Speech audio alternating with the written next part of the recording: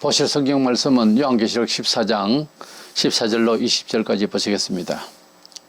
또 내가 보니 흰 구름이 있고 구름 위에 인자와 같은 이가 앉으셨는데 그 머리에는 금멜 유관이 있고 그 손에는 예리한 낫을 가졌더라. 또 다른 천사가 성전으로부터 나와 구름 위에 앉은 이를 향하여 큰 음성으로 외쳐 이르되 당신의 낫을 휘둘러 거두소서.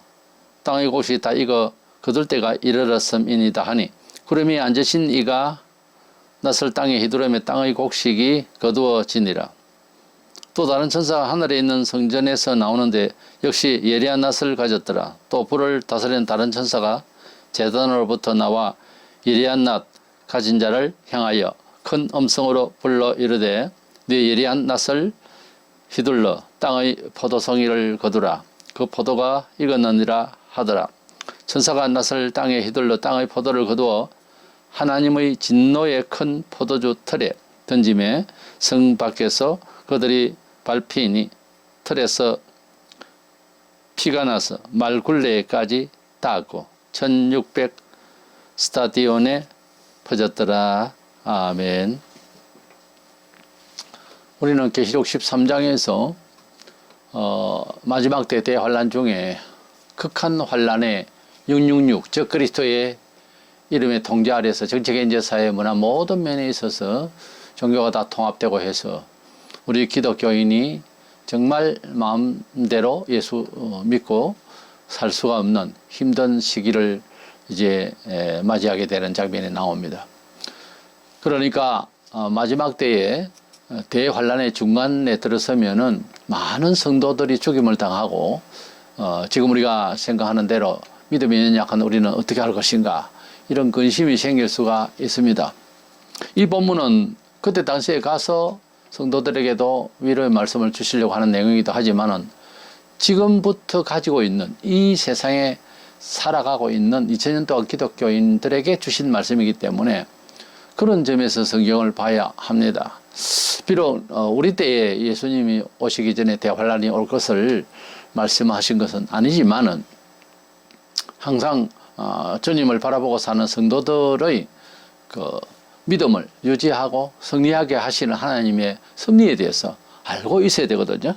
그래서 우리가 세상에서 각 개인마다 조금씩 차이는 있어도 환난을 많이 받게 되고 진리를 사모하는 자는 오래된 이 비진리의 세계에 사회에서 부딪히게 되는 이것을 소위 핍박, 환난, 순교까지 이어지는 것은 2000년 역사 동안 계속되어지고 있습니다. 그래서 참 좋은 신앙은 핍박을 잘 이기는 신앙이 되어야 자기 승리가 되고 또 하나님의 역사가 따르기 때문에 그건 예외가 없습니다. 그래서 이 계시록은 우리에게 지금 현재 우리에게 참 유익하다 하는 말씀으로 읽어져야 되고 또 그렇게 이해되어져야 될 것입니다. 적그리스도의 그 환란의 후반부에 들어서면서 많은 성도들이 핍박을 받게 될 때에 우리가 낙심할 수도 있고 또 우리가 미리 짐작하고 있는 이 시대에 살고 있는 우리가 또 낙심할 수가 있을 것입니다. 그러나 14장, 15장을 연결해서 하나님은 우리를 반드시 구원하실 것이니 두려워 말라고 이렇게 위로의 말씀으로 삽입장으로서 이 내용을 보여주신 것입니다. 이 본문에는 두 종류의 사람을 추수하게 되는 그런 내용이 나옵니다. 이래서 마지막 때에 우리가 주님이 말씀하신 대로 알곡과 가라지를 이제 추수를 농복하듯이 가을기에 우리가 그렇게 이 세상에서 어떤 식으로 살든 간에 예수 믿으면 알곡이 되는 것이고 믿지 않으면은 이제 가라지가 되는 이런 원리 안에서 하나님은 반드시 이렇게 우리가 그리스도 안에서 승리하게 되고 또 저 그리스도가 아무리 세상에 세력을 가지고서 우리 성도들을 죽이거나 또 괴롭혀도 우리는 반드시 승리하게 되고 그들은 버림을 받게 될 것이다 하는 뜻에서 이 환상을 보여주신 것입니다. 그래서 이 두 가지 이제 종류의 사람들을 추수하게 되는 소위 심판하게 되는 이 내용에서 천사들이 이제 추수를 하고 있는 것을 볼 수가 있습니다. 그래서 천사의 마지막 추수 이런 주제로 말씀을 나누고자 합니다. 문제는 마지막 때에는 그러니까 세상 끝에 가면은 우리 사람이 성령 충만 받고 뭐 전도를 한다 하지만은 천사가 이제 전도를 마무리를 할 것입니다. 교회에 세상 끝까지 전도를 하라고 했지만 그것은 전도해야 되는 지당한 하나님의 명령이지만은 그러나 우리가 모두 다 전도를 다 못해요. 지금도 아프리카 미개인이나 또 공산권이나 그렇지 않아도 우리가 아무리 전도를 하려고 해도 여러 전도 단체가 있지만은 다는 못 들어가고 있어요.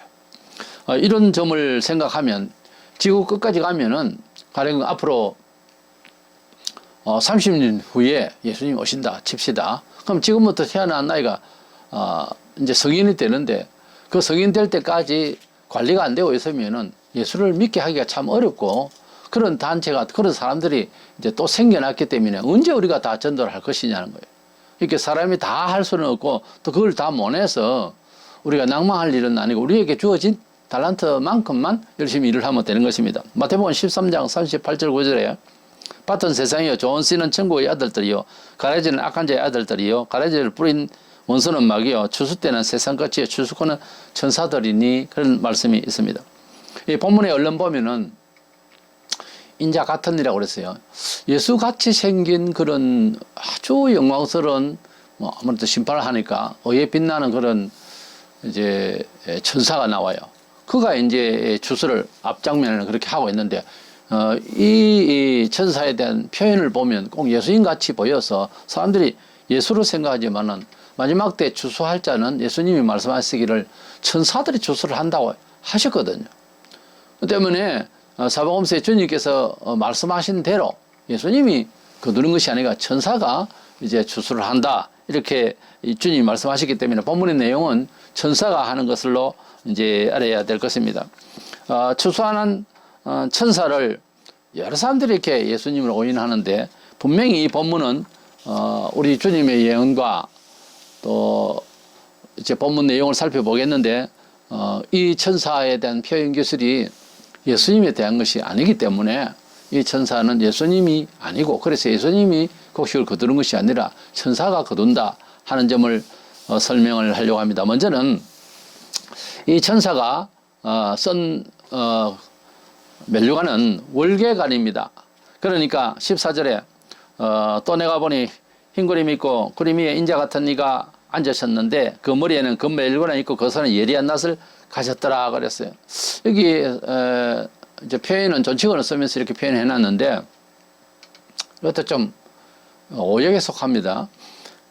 그 멜류관이 있고 밀레관이 그 쓰고 있는 이 멜류관은 한글로 그냥 멜류관 이렇게 번역을 했지만은 한자말에서 그런데 이 멜류관이 예수님이 쓰신 멜류관 우리식으로 표현되어 있는 멜류관은 디아데마로 왕관이라고 크라운 왕관이 되겠습니다. 근데 이 전사가 쓴 멜류관은 스테파노스로 싸워서 이기는 그런 월계관으로 되어 있거든요. 가령 저 밖에 사람들 중에 군인들이 모자를 쓰고 있고 그 옆에 마침 농부가 몇이 또 밀짚 모자를 쓰고 있습니다. 그래서 보는 사람이 이렇게 모자 쓴 사람들이 많다. 저기에 10명이나 있다. 그러면 다 같은 모자입니까? 우리나라 말은 소리음으로서 그래서 글자라서 이걸 적어놔도 말을 해도 형용사가 있거나 구체적이지 않으면은 무슨 모자를 썼는지 모릅니다. 히브리어 헬라어는 굉장히 그것이 정확하게 되어 있어요. 그래서 저 모자 쓴 사람 하면 어느 모자 쓴 사람 말이냐, 군인 모자를 쓴 사람 말이냐, 햇빛 가리개 혹은 그냥 농부의 모자, 운동선수의 모자, 어느 모자를 말하느냐, 사람이 이렇게 서 있을 때는 분명하게 말을 해줘야 될 것 아닙니까? 근데 우리 예수님께서 쓰신 모자, 그 관은, 디아데마로 왕관이라고 되어 있어요. 그러니까 기왕이면 예수님이 쓰신 멜류관을 설명할 때는 왕관이라고 이렇게 크라운으로 디아데마로 그렇게 적어놨기 때문에 번역을 할 때에 그렇게 하는 것이 좋았었습니다. 그래서 개정판이 뭐가 좀 잘못되어도 이런 때는 아예 본절 자체가 설명들이 전부 다 존칭으로 예수님이라고 아직 가정하고 번역을 해놨더라고요. 근데 이건 잘못된 거예요. 이가 쓴 멜류관은 스테파노스로 되어 있어요. 그러니까 군인 모자가 아니고 밀짚 모자라 그 말이야. 예를 들어서. 근데 이것을 같이 써버리면 안 되죠. 그리고 얘야 낫을 가졌더라. 이거 거둘라니까 낫을 가졌더라 했는데 성경상 예수님은 이렇게 낫을 가진 분이 아닌데, 두 번째 생각하는 것은 예수님은 금을 가졌었지 낫을 가진 분이 아닙니다. 계시록 1장 16절에 보면 그의 입에서 좌우에 날선 금이 나오고 그랬거든요. 그 금이 나왔다 그랬는데 또 낫을 또 들고 있다. 이건 그런 장면이 한 번도 없다고 갑자기 예수님 낫을 들었다? 이것은 아니에요. 예수님이 뭐 심판하시기 위해서 도구를 가지고 어떻게 아니잖아요. 전능하신 분이잖아요. 천사는 낫을 들었어요. 자, 이런 장면에서 그냥 지나가면 안 됩니다. 예수님은 전능하시니까 말씀으로 다 하셔요. 무슨 무기나 도구가 필요 없어요. 그래서 이런 경우는 피조물인, 천사도 피조물이거든요. 피조물은 항상 유한 때고 한계가 있어요. 어떤 도구가 필요할 때 도구를 들어야 되는 거예요. 그런 그림입니다. 세 번째 보면, 이제 천사를, 인자 같은 일을 하니까 이 천사를 예수라고 한다면은 이 다른 천사가 이 천사에게 명령을 하고 있거든요. 이 본문의 15절에 보면 또 다른 천사가 성전으로부터 나와 구름이 앉은 이를 그 예수로 보고 있는 우리가 오해하고 있는 이 천사를 향하여 큰 음성을 외쳐 이르되 당신의 낫을 휘둘러 거두소서 그렇게 되어 있잖아요. 이 번역이 왜 이렇게 되어 있냐면은 예수님을 생각하니까 어떤 천사가 예수님을 향해서 당신께서 그 낫으로 이제 성도들을 거두소서 뭐 그런 의미로 이 번역을 해놨거든요. 근데 이것도 말이 안 되는 거예요. 개혁판에는 가로되 내 낫을 휘둘러 거두라 이렇게 친구 사이에 말하거나 윗사람이 아랫사람이 말하거나 하여튼 그렇게 명령을 할 수 있는, 친구 사이에도 급할 때는 명령으로 쓰잖아요. 그렇게 할 수 있는 표현이죠. 개혁판이 바로 되어 있는 거예요. 왜냐하면 거둔다는 이 말이 데레저라고 하는 말이 명령어예요. 명령법으로 되어 있는데 이것도 가령 친구와 친구끼리 야 이리로 오라 이랬는데 뭐 수십 년 지기의 친구가 이리로 오십시오 이건 말이 안 되잖아요. 그거 그냥 완전히 그냥 부셔서 없애버리라 친구끼리 그렇게 말할 수 있잖아요. 그랬는데 그것을 없애버리십시오 이러면은 그건 이게 말이 안 되잖아요. 지금 그렇게 번역해 놨다고 이 내용을. 그래서 천사가 천사에게 이제 낫을 휘둘려서 거두라 그렇게 이제 말한 거예요. 그러니까 이것은 인자 같은 이라 그랬고요. 또 그래서 이것은 천사였고 예수님은 아니다는 거죠. 천사와 여러 천사가 있습니다. 그래서 친구 천사를 합시다. 명령조로 아주 강력하게 그렇게 이제 낫을 휘둘려서 거두라 이렇게 이제 성도들을 이제 거두고 또 심판하라. 불신자를 심판하라 하는 그런 뜻에서 이 천사와 천사끼리 하는 이야기지 예수님 보고 하는 말이라고 단정을 해놓고 하니까 번역이 명령어가 안 되고 존칭어가 되어버린 거예요.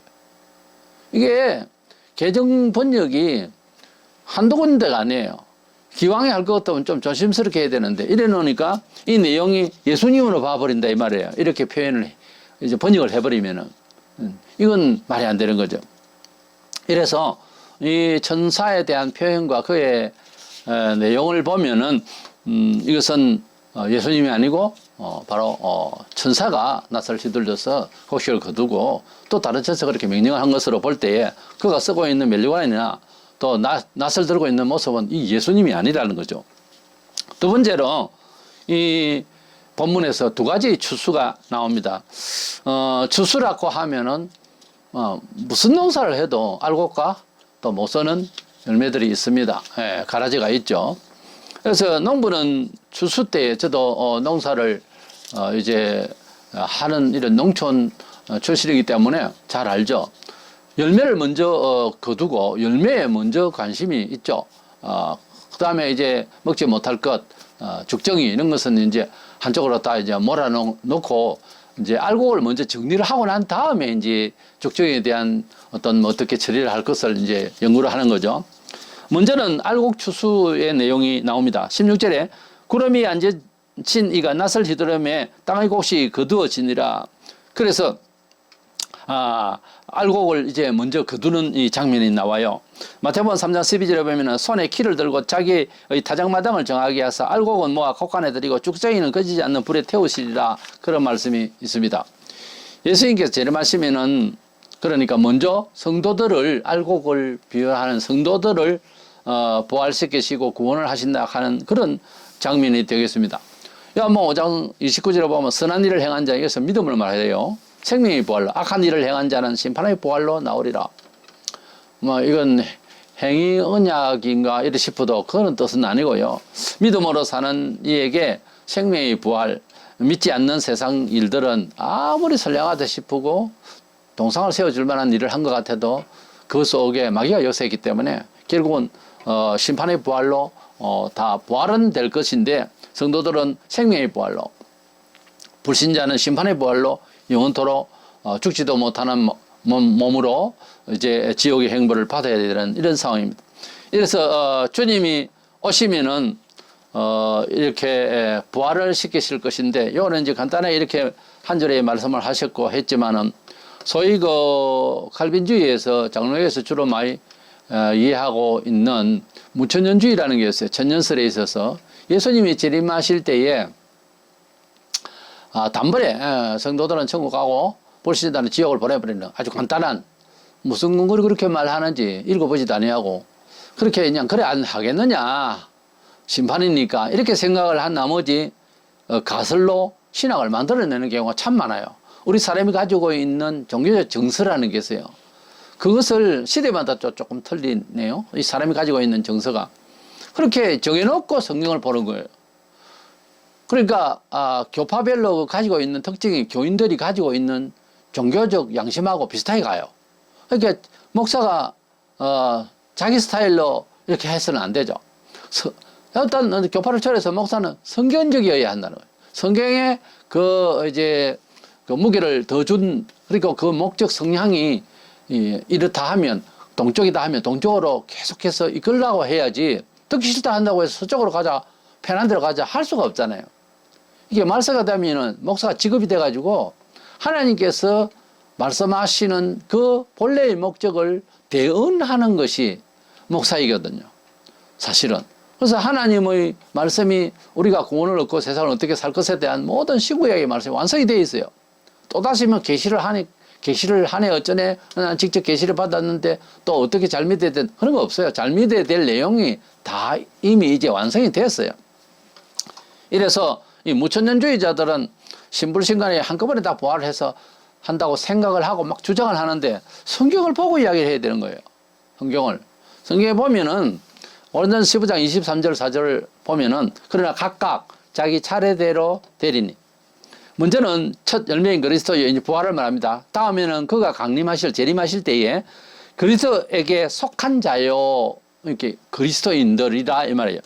그 다음에 24절에는 그 후에는 마지막이니, 중첩해서 표현을 하고 있어요. 그가 모든 통치와 모든 권세와 능력을 멸하시고 나라를 아버지 하나님께 바칠 때라. 이 24절에 오늘 15장 24절 내용의 이 부활할 자들은 나라를 아버지께 바칠 그 후에, 나중에 천년왕국 이후에 우리 성도들이 처음에 부활해서 지상에서 천년왕국을 우리가 이제 맞이합니다.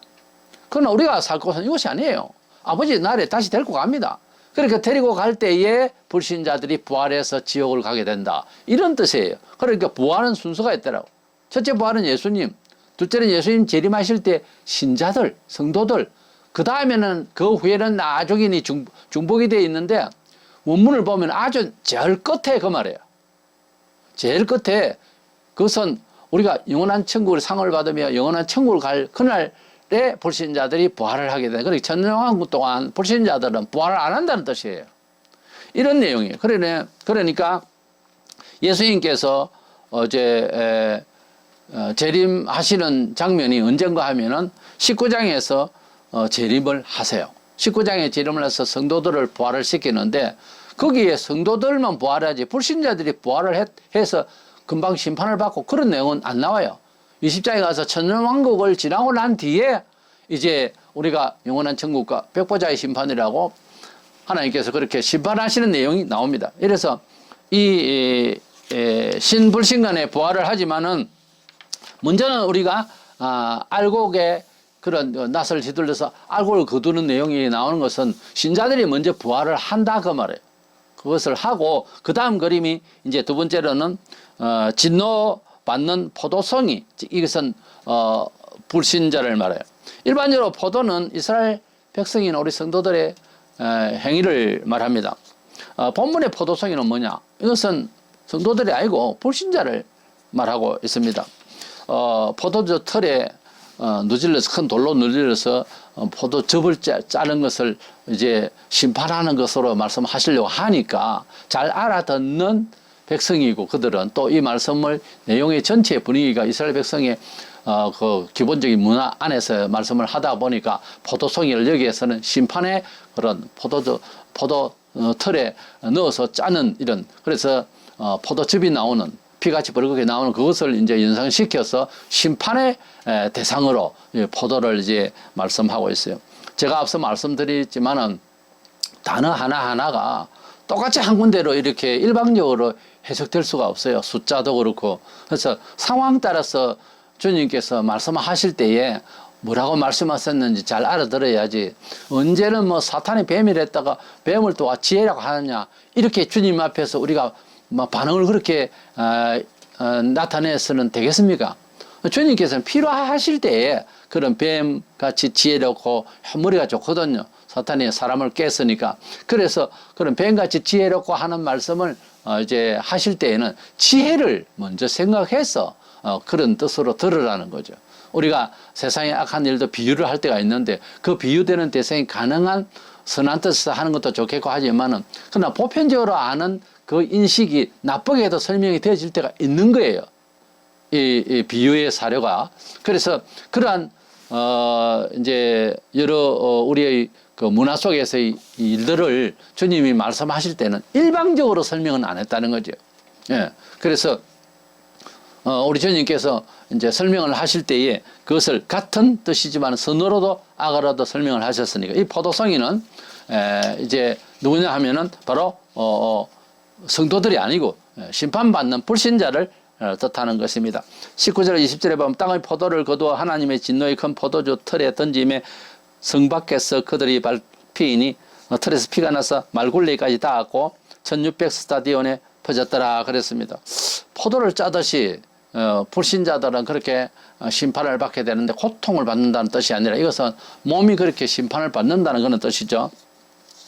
말굴레까지 피가 막 나더라 그랬는데, 이것은 말이 끄는 마차의 그러니까 말 한 배 밑 정도 그렇게 이제 피가 흘러가는데 1600 스타디온이다. 40 곱하기 40이 사실 1600인데 고통과 아픔을 말하는 거예요. 그래서 1600 스타디온이라고 하는 이런 동서남북의 엄청난 그런 그 피가 온 세상에 퍼져나가는 그런 그 장면을 보게 된 거예요. 이것은 바로 불신자들이 그렇게 심판을 받게 될 것이다 하는 건데, 이 무섭죠. 이런 정도의 표현을 자세히 그 현실로 이제 그 연상을 하면요. 그러니까 사람을 포도 틀에 넣듯이 넣어서 이제 사람을 이제 즙을 짜듯이 그렇게 눌리니, 심판을 하시니 그 피가 말굴레까지 흘러 넘치면서 온 사방에 다 퍼지는 것을 본다고 생각해 보세요. 어마어마한 그런 심판이 있다는 뜻이에요. 그래서 1600 스타디온이라고 하는 이 표현도 굳이 숫자에 의미를 붙인다면은 동서남북의 사에 곱하기 10, 온 세상에 곱하기 10 이러면은 1600이 됩니다만, 동서남북의 모든 데다가 이렇게 엄청난 심판이 불신자에게 임하게 될 것이다. 뭐 이런 뜻이 되겠습니다. 어쨌든 진노받는 포도송이가 두 번째 나옵니다. 우리가 농사를 그렇게 해보지만 먼저는 알곡을 거두어들이고 난 뒤에 당장 또 불질러서 적조기를 불태우고 그래는 잘 안 해요. 왜냐하면 알곡을 다 이렇게 다듬는 게 더 급하니까요. 항상 그렇거든요. 농사는. 그러고 난 뒤에 며칠 있고 나중에 혹은 그냥 내버려 뒀다가 이제 좀 세월이 좀 지나고 난 뒤에 그걸 모아서 불을 주로 태우는 일이 많죠. 파묻거나 불을 태우거나.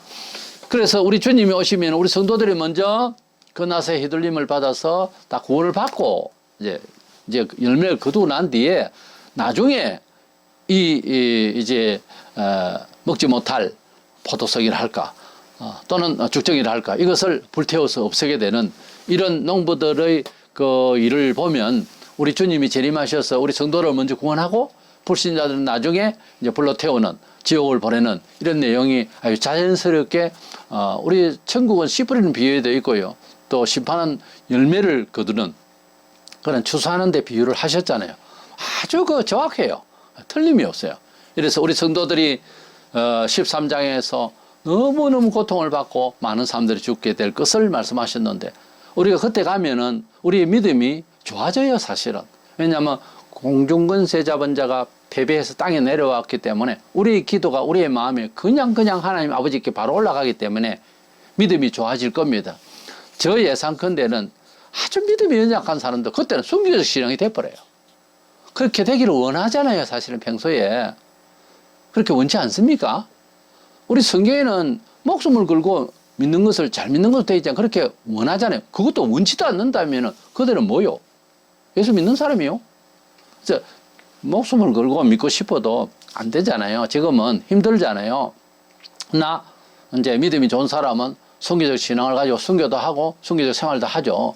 그때 되면은 우리의 연약한 것을 하나님 아시고 구하면 바로바로 하나님께서 응답을 하실 줄로 믿어요. 그렇게 안 하면 안 되잖아요. 또 마지막 때가. 그러니까 믿음은 선물이고 우리가 미처 걱정을 해가지고 예수가 구주인 것을 뭐 학문적으로 발견한 겁니까? 아니잖아요. 하나님께서 다 주시는 줄로 이제 때를 따라 양식을 주시는 하나님을 믿고 살아야 되고 그러니까 결국은 기도는 해야 되는 거예요. 지금도 기도하고 지금도 큰 믿음 주시옵소서 하고 살아야죠.